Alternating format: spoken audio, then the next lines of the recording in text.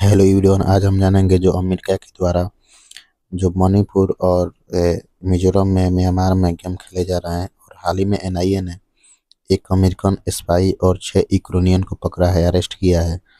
इससे रिलेटेड जितने भी हमारे कॉन्सिक्वेंट निकल रहे हैं उसको देखेंगे। आप लोगों ने न्यूज़ देख ही लिया होगा कि global plot expose insurgent training, यानी इंसर्जेंट ट्रेनिंग दिया जा रहा था इन लोग को, ताकि ये क्या करे, उधर असंतोष की भावना लोगों में जगाएं। देखिए, जो न्यूज है ना, वो एनआईए ने अरेस्ट किया है मैथ्यू वैन ड्यूक, जो यूएस से है, और 6 यूक्रेनियन इन्फिल्ट्रेशन कर रहे थे टूरिस्ट वीजा से। यानी कि ये पहले कि ये टूरिस्ट वीजा से दिल्ली आए, दिल्ली से गए ये लोग मिजोरम, फिर म्यांमार उधर गए।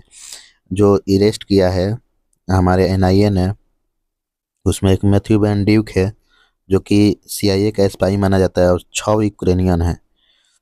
दूसरा है कि म्यांमार कॉन्फ्लिक्ट डायनेमिक, यानी म्यांमार कॉन्फ्लिक्ट डायनेमिक को एक बार समझ लेते हैं कि ये है क्या। देखिए, यहाँ पे पॉलिटिकल फिक्शन उत्पन्न हुआ, जिसकी वजह से मिलिट्री जनता ने, यूएसडीपी ने वहाँ पे सत्ता हथिया लिया, और नेशनल लीग फॉर डेमोक्रेसी क्या हुआ, हट गया वहाँ से, एलएनडी। अब एक्सटर्नल ब्लॉकिंग ये किया जा रहा है कि रसिया चाइना इनको सपोर्ट कर रहा है जनता को, यानी मिलिट्री जनता जो है उसको रसिया चाइना का फुल सपोर्ट है। और यूएसए सीआईए सपोर्ट कर रही है एनएलडी और पीडीएफ, यानी कि नेशनल लीग फॉर डेमोक्रेसी को और पीपल डिफेंस फोर्स को, इनको सपोर्ट कर रही है कौन, यूएसए।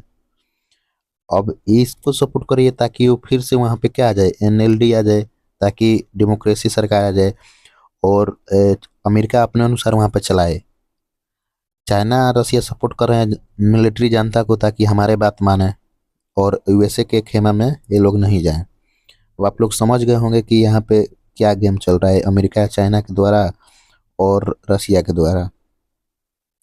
अब देखिए, यहाँ पे इन्होंने पर्पल रेवोल्यूशन भी कराया गया, ठीक है, अमेरिका के द्वारा।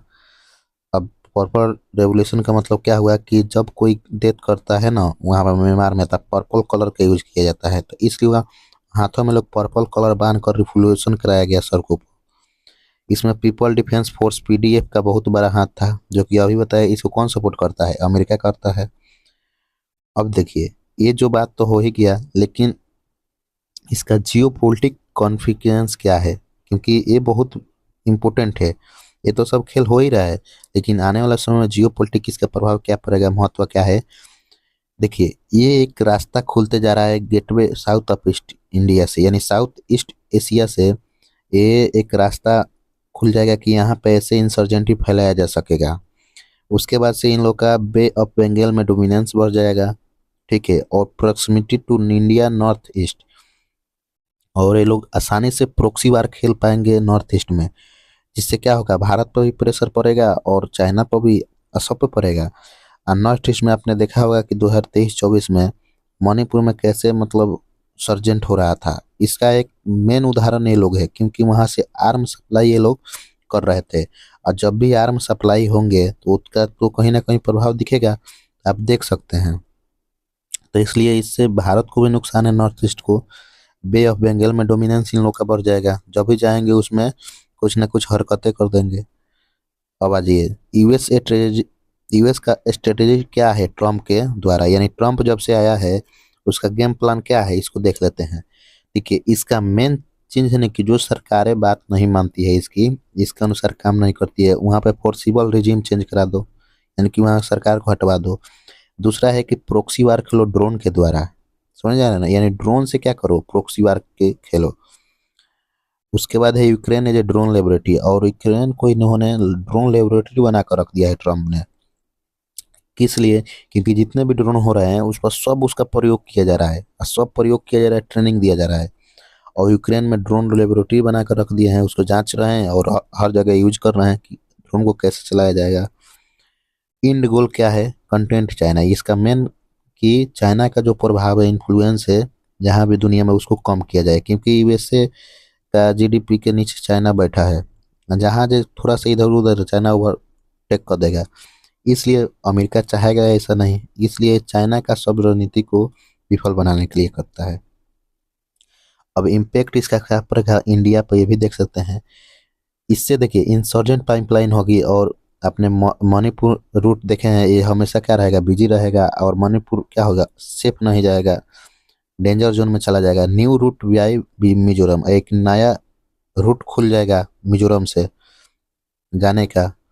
उसके बाद से डिस्टेबलाइजिंग ऑफ नॉर्थ ईस्ट, और नॉर्थ ईस्ट में हमेशा क्या रहेगा, कुछ ना कुछ होते रहेगा। ड्रग एंड पॉपी कल्टीवेशन, जो ड्रग है ना पॉपी कल्टीवेशन है, उसका प्रचलन बहुत ज़्यादा बढ़ जाएगा। इन ड्रग माने दवाएं जो एथी होता है, मादक पदार्थ जो यूज करते हैं नशे के लिए। इंटेलिजेंस शेयरिंग विथ रसिया, जो इंटेलिजेंस शेयरिंग विथ रसिया है, इस पर भी क्या होगा, प्रभाव पड़ेगा। रसिया के साथ शेयरिंग बनाना पड़ेगा, क्योंकि देखिए कोई भी चीज़ है ना, कि अगर एक रूट से काम हो जा रहा है, इसी रूट को ये लोग बना लेंगे यूज करने के लिए। जैसे भारत पर बहुत सारा प्रभाव पड़ेगा। रसिया को क्या क्या इन्फॉर्मेशन जा रहा है सब उनको पता चलेगा, चाहे जो भी आएगा उन अच्छा से। जैसे कि अभी पंजाब में देखते हैं, तो वहाँ पे क्या रहता है, हमेशा ड्रग वार सभी होते रहता है। तो वैसे भी क्या हो सकता है, नॉर्थ ईस्ट में भी हो सकता है। अब देखिए रीजनल इंस्टेबिलिटी क्या है, कि थाईलैंड एज ए, थाईलैंड का एज ए सीआई बेस है वहाँ पे। थाईलैंड कम्बोडिया बॉर्डर क्लेश ये लोग करवा चुके हैं। साउथ ईस्ट एशिया पाइपलाइन इसको ये लोग कर चुके हैं। तो ये लोग ऐसे कर चुके हैं काम पहले, इसलिए इसको हल्के में नहीं लिया जा सकता है। तो आपने ये समझ गया होगा कि 6 यूक्रेनियन और एक यूएसए को पकड़ कर इसके पीछे इन लोग का क्या गेम था, और ये लोग क्या क्या करते और क्या करना चाहते थे। तो मिलते हैं नेक्स्ट वीडियो में। Thank you so much.